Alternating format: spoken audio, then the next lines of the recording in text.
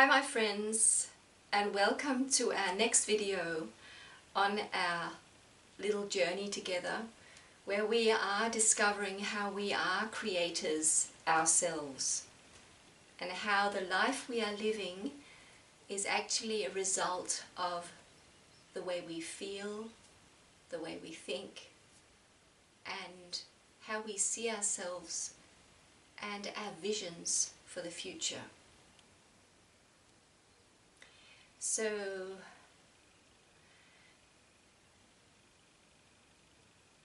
in this video I'd like to share about spending time in solitude and also the challenge that many of us are in, which is really the major part of the awakening process, which is our battle with the ego, which really I mention every time, but it has been so strong for so many years that we need to keep repeating it. So if you sense that where you are in your life right now, all you really wish to do is be alone, just be with yourself, and you can almost be annoyed with other people. It's actually a very natural thing. It's not because there's anything wrong with those people that you're annoyed with. It's actually your spirit that is guiding you to spend more time alone. And this is a very, very powerful thing to do, and really I think for most of us, really for everyone on this path, we need some time alone.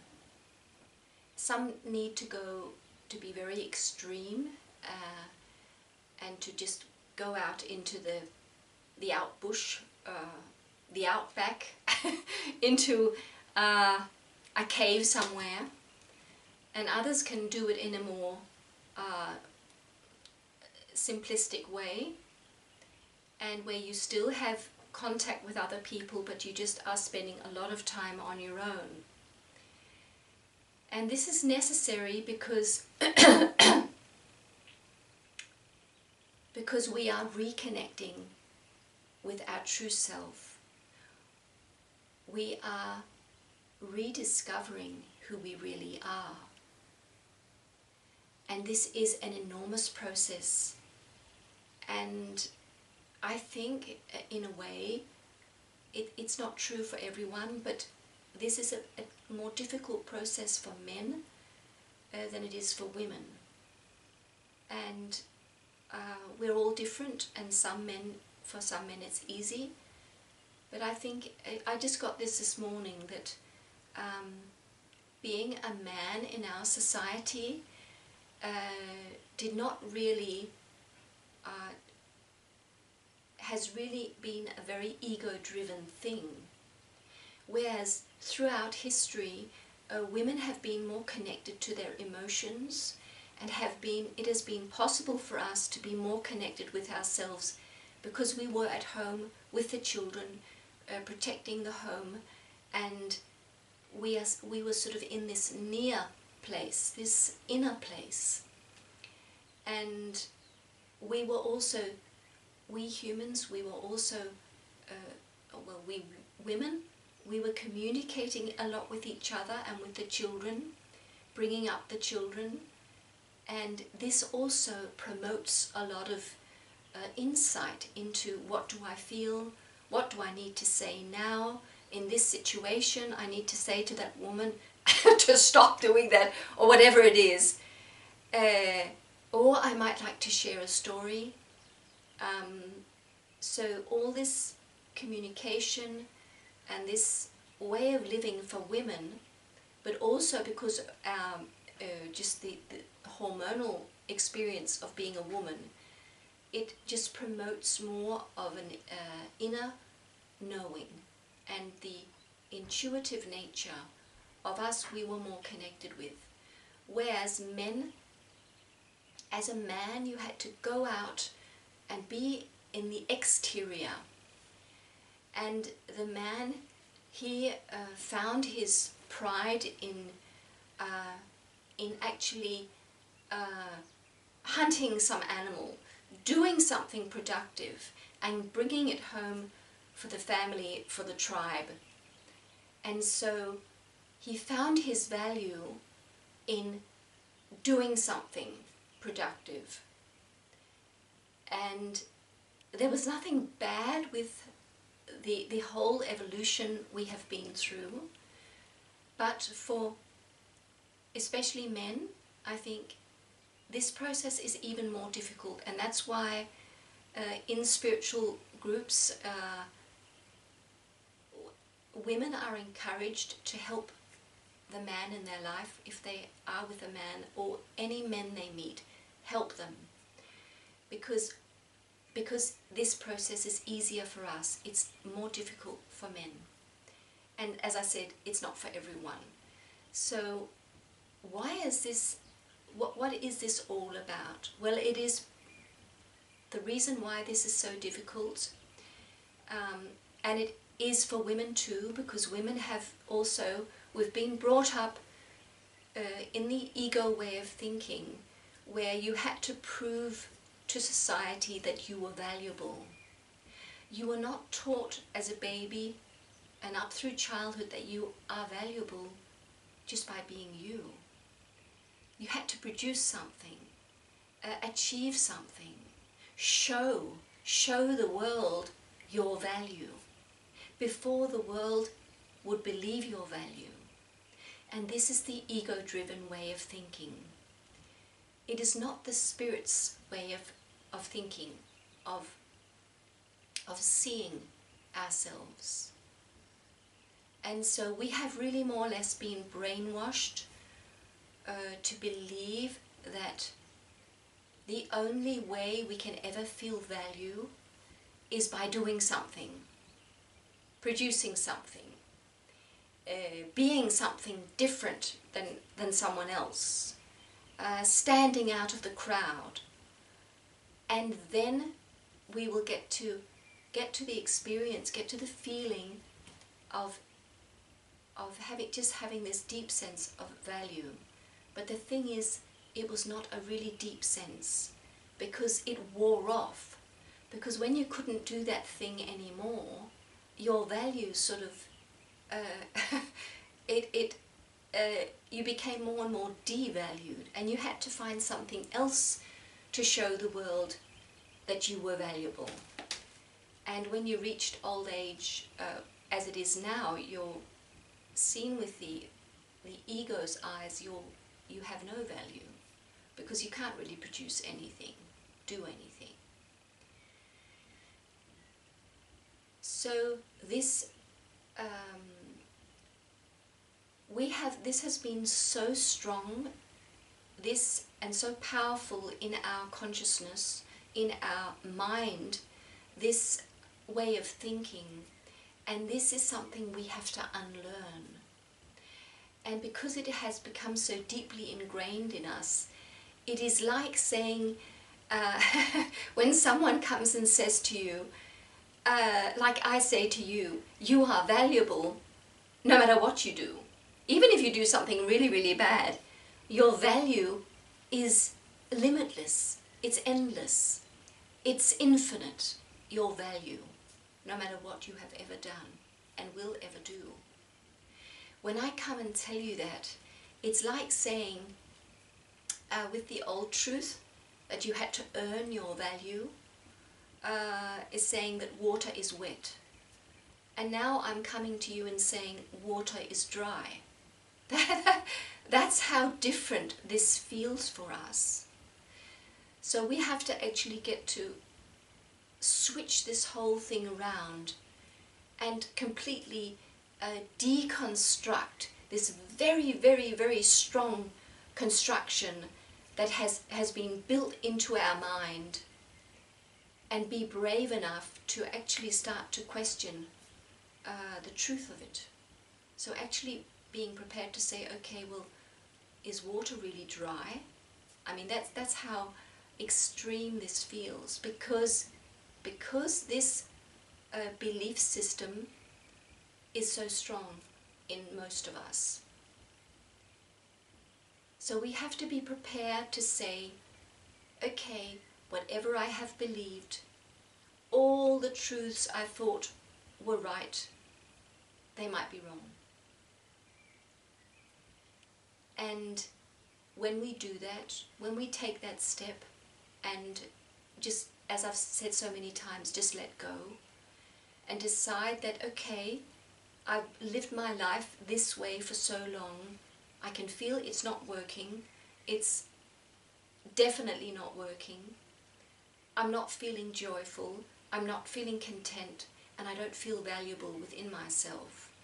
So how about I just stop up and say, okay, maybe everything I've learnt till now, maybe everything was actually not true. And this is when you will start to hear the voice of your spirit, which will start to bring up the real truth. And so the truth we have grown up with, I'll say it again, was that the only way you will ever feel value is by doing something, being something special, achieving something in this world, making money, having a great job, having a wonderful big house, having a family that's happy, being good looking. In the outside, the facade needs to be great. When that is there, you can feel your value. And even we got to a point where not only was this the only way to feel value, but actually this was the only way. By achieving all these great things, you were actually anything. So this was so this has been we have been taught that if you don't do all those things, something that looks great from the outside, you really are nothing. So we're not even talking about actually being valuable, but you are really nothing. And as I mentioned in the last video, the sense of nothing, that can be that sense of nothingness that comes up in some of us, that is this ego construct that is breaking down slowly. That we have actually within ourselves felt this nothingness because we felt we were nothing. If we didn't do this thing or that great thing, we were simply nothing. And this is why this whole thing is breaking down now, because it is not the truth. It's not the truth. You are not only this is the world we're going into now, where we are listening to the voice of our spirit, which is the voice of God, which is saying the absolute opposite. So what our inner voice is saying is that you are something. Of course you are, because you are the all. You cannot be nothing because you are everything. So we are going from one end of the spectrum to the complete other. So you cannot be nothing because you are everything. And so the whole discussion of value is not really relevant, but we need it. We need this feeling on our way, this sense of value. And we need to take it step by step in as we start to deconstruct this whole thing in our daily lives, to get little moments where we feel valuable, or as I was mentioning last time, doing things that feel good, that feel fun. That's really going a step higher, or a step deeper. That when you feel joy, you know you're valuable, or value is not really that important anymore because you feel the joy. You feel the joy of being you. So the whole concept of value really will leave us more and more because it's irrelevant. Because we are realizing as we deconstruct this enormous egoic lie, which is the opposite of the truth, as this deconstructs, we get to realize that we are the all. We are the one. And so we don't need the concept of value. So this enormous shift is what we're in, and I can see it with people I work with and people in my own life, that this is so dense and so strong in some people that the thing is, we don't want to let this egoic lie go because we're scared. And so therefore some people spend their whole life and they go and lie down to die with this egoic lie still active and strong. This feeling of not being valuable and not being good enough goes with them all through their life. And some people just are spending enormous amounts of energy holding on to it, this construct, because it makes them feel safe. It sounds so stupid because it's this lie that's telling you that you're useless and worthless and you have to keep doing things to feel value. It's so strong in us that it has given us the home feeling. And so we won't let it go, because if we let that go, that is just such a scary, scary thing.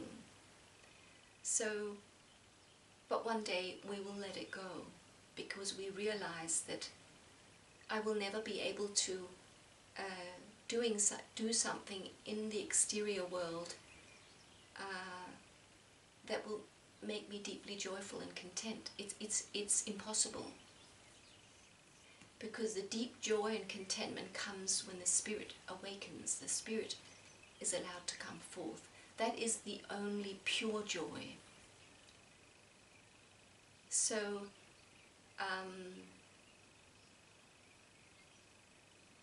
this is why some people just need to, as I mentioned last time, just leave their life, have a little bag and just go off, because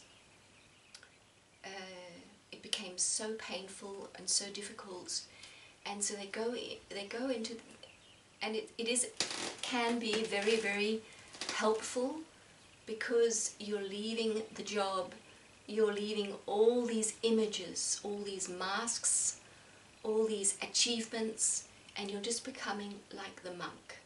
You become this naked being. You just are. And this is an enormous step of courage to say to yourself, I dare that. I dare to be nothing for a while and just go around looking at the world around me. I'm just an observer. I don't need to have a job. I don't need to be something. I don't need to have a family. I don't need someone to stand there clapping at me. I just want to be. And I want to be on my own. And I want to just maybe sit down on a rock and look out at the sky. So I allow myself to strip all this stuff off me that I so believed would fill me with contentment and joy. Finally, and it never did. And why didn't it do that? Because it was a lie. So I go off in my nakedness and I sit down on a rock and I just look up into the sky.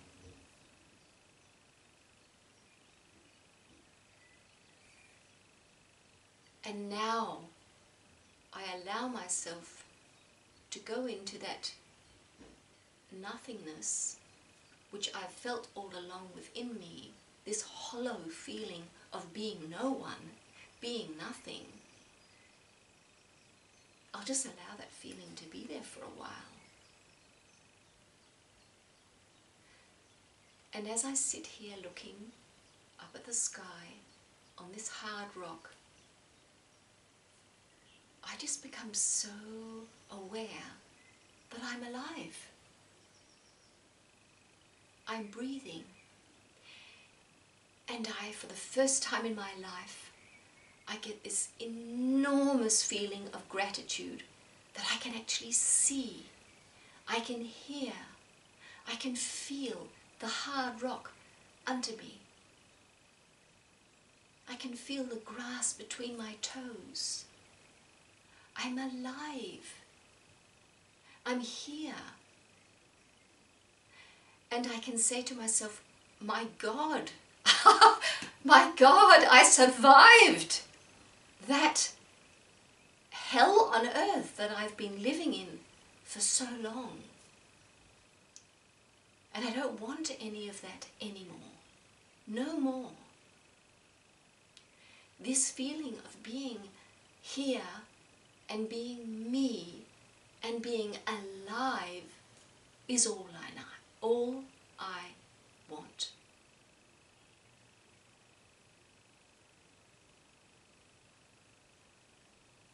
And this is also a way to experience the awakening. So we awaken, we've been told all our lives, do, be, go. We leave it because we have not felt this aliveness within us, because we were never told to focus on it. So our inner aliveness, our being, our true self was never allowed to step forth.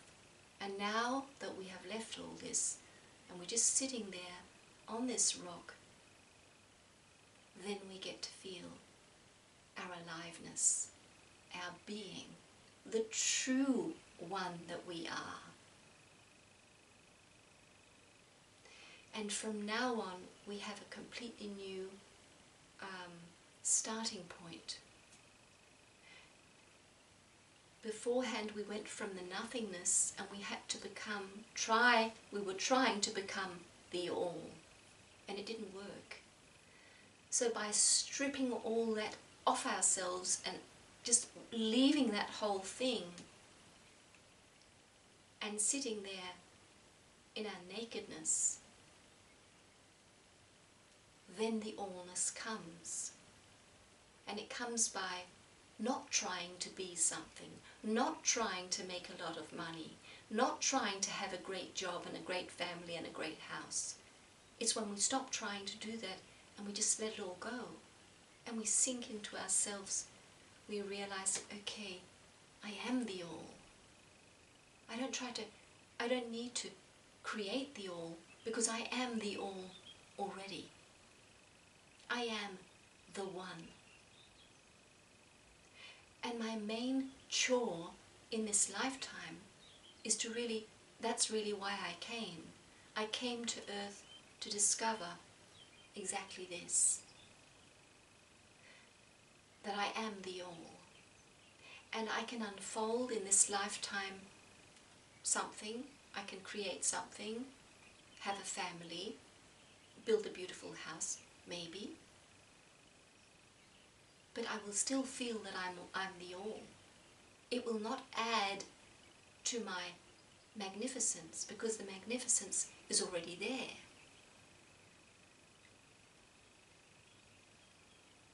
So this is when the search stops.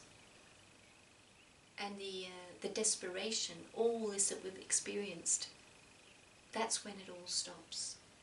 And this is what these videos I'm making, this shift is that's all I'm talking about. And so with this video I just want to really make it very clear how this is difficult. This is really, really difficult for some people, and it takes time. So if you feel you get stuck a lot and you lose the clarity, you don't know what's going on, it's okay, I understand you. And as I've been told many times by my inner self, whoever, just keep going. Don't stop, just keep going on that little path you are, on that little rock. Just stay there. That's also keep going. Keep doing what you felt was natural to do. And you will come into wholeness. This will be completed. So you will get this, now I arrived home feeling. So, and the reason why this is so hard is because many of us have lived lifetime after lifetime after lifetime. It's hundreds, for many of us it's hundreds, maybe thousands of lives. Imagine that, thousands of lives with that way of thinking, that you're born as nothing and you have to become something. Doing that thousands and thousands of times becomes so deeply entrenched into every cell, into every atom of our being. And this is, so therefore, it's not easy to just suddenly say, okay, I'll leave that. Because this, with the water image I gave you, or analogy I gave you before, you can also switch around and say that this big lie that we have been living is like the saying that the water is dry. I'll switch it around. We've been told a lie that has been so detrimental for us and has detached us almost completely from our spirit, and has been like hell for many of us, for lifetime after lifetime. And so this shift, this letting go process is just not easy for any of us, really. So the water is wet, that's the truth. We have been told the water is dry. So now we're getting to see the water is wet. The truth is that I am the all when I'm born into this world, and I will be the all when I leave this body too. Whatever life I'm living, wherever I am, on earth, in heaven, wherever I am the all. I am the one. And from here I will live my life in deep contentment, deep joy, the deep knowing that everything I'll ever need is right here in me. And whatever I get to unfold is beautiful, although it might be full of so-called mistakes and I stumble on my way. So we'll talk about this in the next video, about how our spirit wants us to stumble. So this was all about this enormous, and for many of us, really difficult shift. So yeah, if you could use it, it's wonderful, and I wish you I wish you all the best right where you are in your process, and may you feel this this beautiful truth. May you rediscover this beautiful truth that you are the one. See you, my friend.